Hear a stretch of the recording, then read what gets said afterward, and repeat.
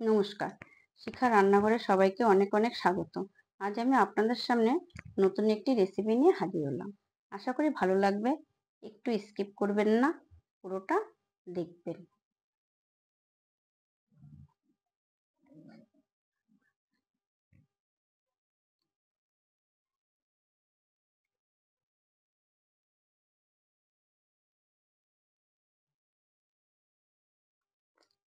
প্রথমে উপকরণগুলো দেখে নিন।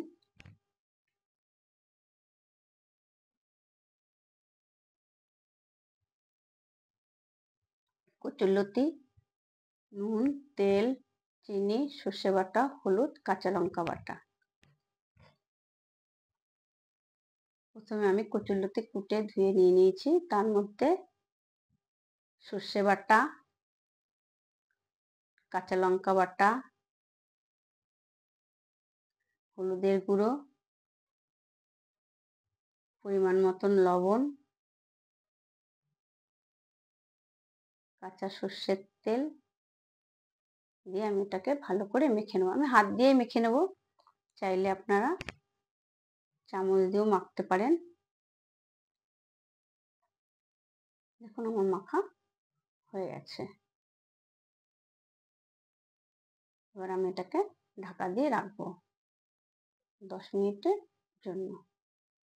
এবার আমি গ্যাসটা অন করে জ্বালিয়ে কড়াটা বসালাম।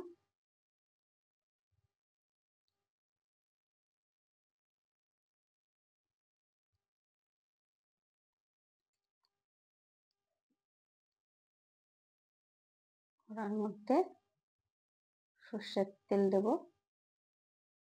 বেশি দেবো না, যেহেতু আমি আগে সর্ষের তেল দিয়ে মেখে রেখেছি মশলা দিয়ে, তার জন্য আমি সামান্য সর্ষের তেল দেবো। তেলটা গরম হয়ে গেলে মেখে রাখা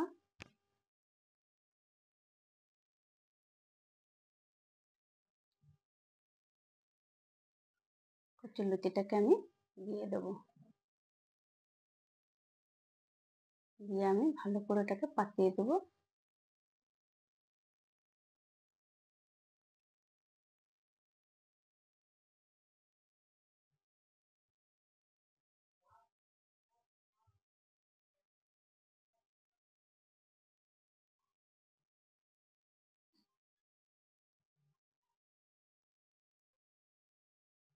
দেখুন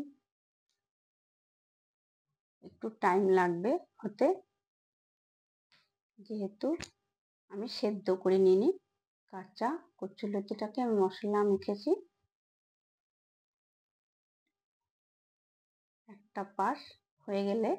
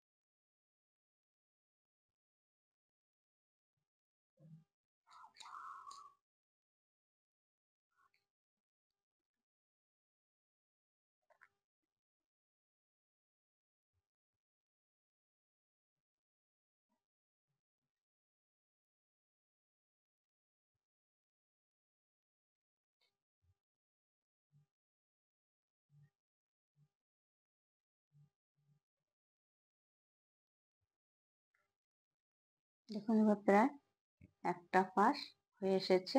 আমি এবার এটাকে একটু উল্টে দেব। একটু ঝাঁকিয়ে নেবেন, ঝাঁকিয়ে উল্টে দেবেন। দেখুন আমি পুরো কচুর শাকেরটা লতিটাকে পুরো উল্টে দিয়েছি। এবার উল্টে দিলে একটু হাতা দিয়ে নেড়ে আবার সমান করে দেবেন।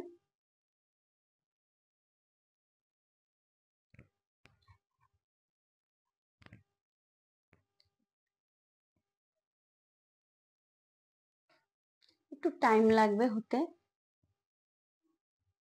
যেহেতু আমি সেদ্ধ করে নিইনি। গ্যাসটা একটু লো করে দিয়ে করবেন।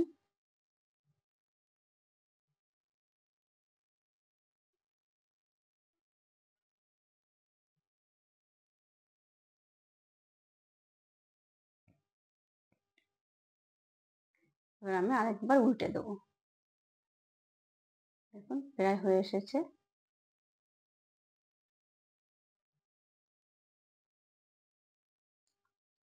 নামানোর আগে আমি একটু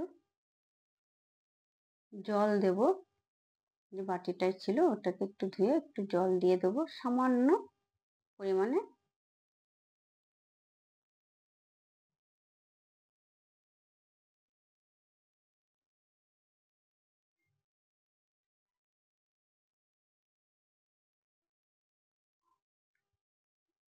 এবার একটু নাড়িয়ে দেবো।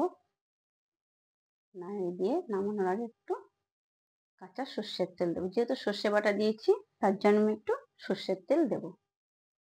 দেখুন প্রায় হয়ে এসছে। এবার একটু নাড়িয়ে চাড়িয়ে নেবো।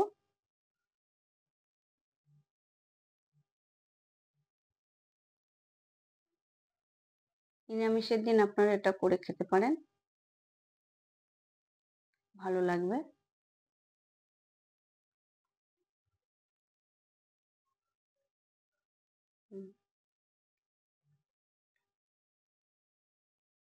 এখন আমার হয়ে গেছে কচুরলতি তৈরি।